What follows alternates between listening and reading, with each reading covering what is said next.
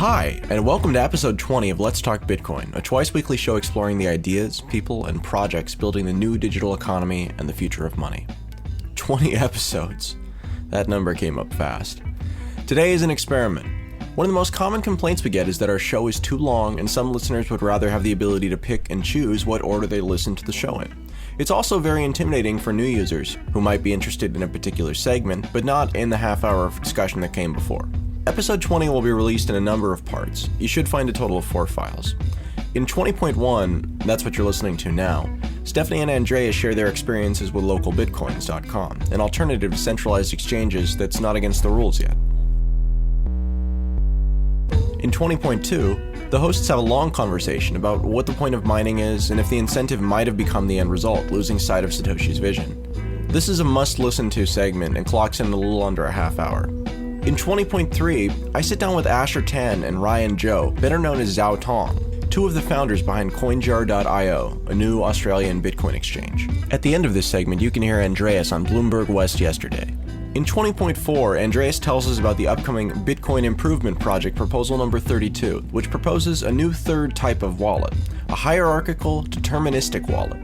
Sounds technical, and it is, but the concept is powerful, and it's worth your time to understand the potential here.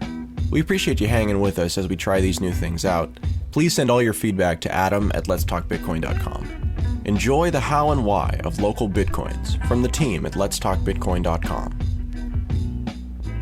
I received an email from a listener who was curious about how to get bitcoins in general and said that he was having some real difficulties just getting his hands on some bitcoins. And I know that this is a common problem that a lot of people have.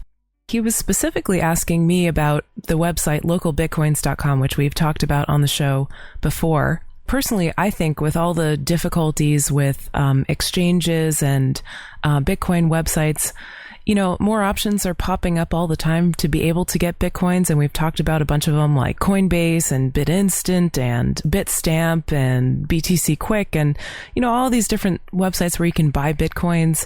But you got to go through a verification process and, you know, link your bank account in some cases. And not everybody wants to do that. Sometimes they just want to buy Bitcoins with cash, although you can do that on BitInstant, but it can be a little more complicated. You got to find a location and so forth. And he was curious about how to use local Bitcoins to just simply buy Bitcoins with cash.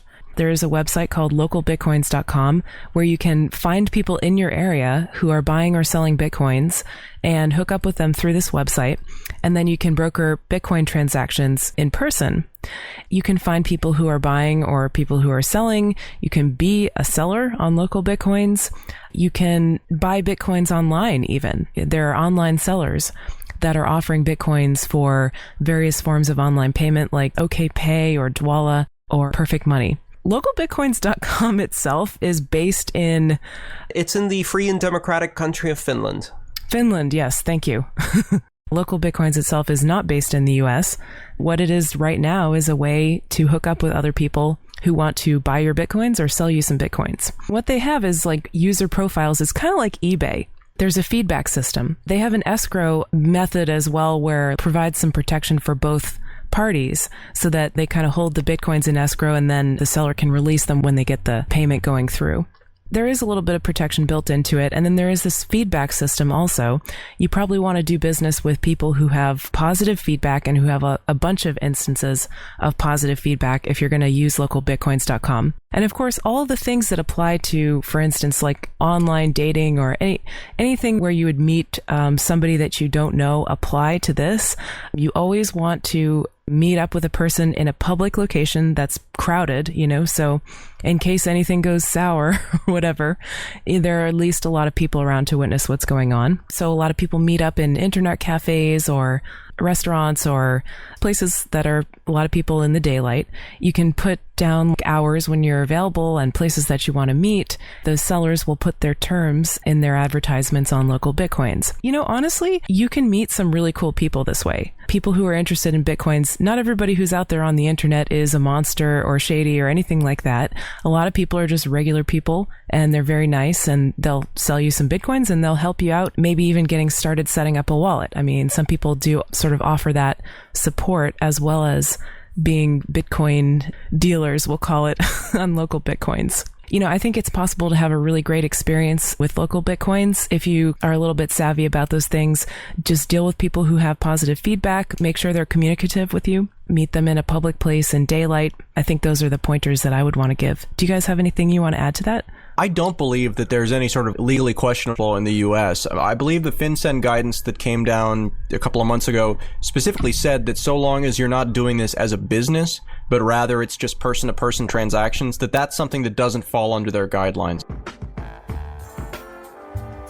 Let's Talk Bitcoin is heard each week by thousands of people who are participating in the new digital economy. Our listener base of Bitcoin owners, miners, investors, technologists, and merchants is growing fast. We offer a limited number of short advertising slots in each show to keep our listeners engaged and to provide maximum impact for our sponsors. If you'd like to talk to us about Let's Talk Bitcoin, send us an email at sponsors@letstalkbitcoin.com. If I showed you a website where you could easily purchase electronics from the world's largest distributor with Bitcoins at 0% markup, would you think it was too good to be true? Good news, it's real, and it's at bitcoinstore.com.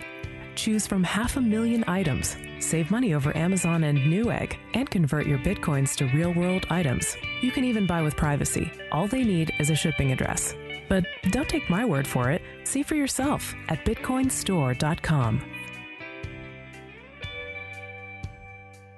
So I did a number of trades on LocalBitcoin.com. I had a seller account with a lot of positive feedback. I used it primarily for market research because the best way to understand who's buying Bitcoin is to meet them. So I also offered a service to help people set up wallets and explain the issues to them. And then I met more than a dozen people from every age, every professional background, every political bent, different kinds of interests, etc., etc. All very pleasant, very nice interactions and no problems whatsoever.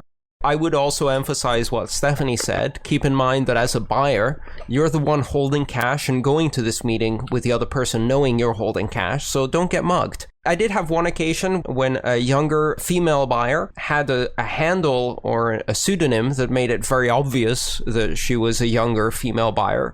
And I advised her to change her pseudonym because it's really not safe, just like it wouldn't be safe to be meeting people on Craigslist and advertising, things like that.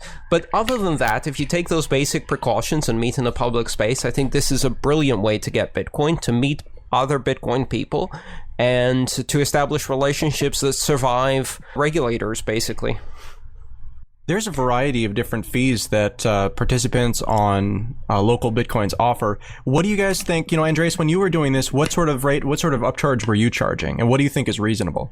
I was doing something slightly different, which was I was only selling up to one Bitcoin, or actually about $100 worth of maximum purchase. It was only for new users, new buyers. So if I wanted to see an account that didn't have prior purchases, and it was as an introduction to Bitcoin. So I actually offered them at a discount over the exchange rate. Most people add a slight premium, and usually you do it with a formula. So you say, I want to take Mt. Gox 24-hour price or blended exchange 24-hour price, and then add a 10% premium or something like that. But it kind of depends. You'll see different prices throughout the day, and they change dynamically a lot of the time. There are a number of different formulas that you can use, or you can just do like a flat price over spot for Bitcoin or under spot. I mean, you can really do whatever you want if you're a seller.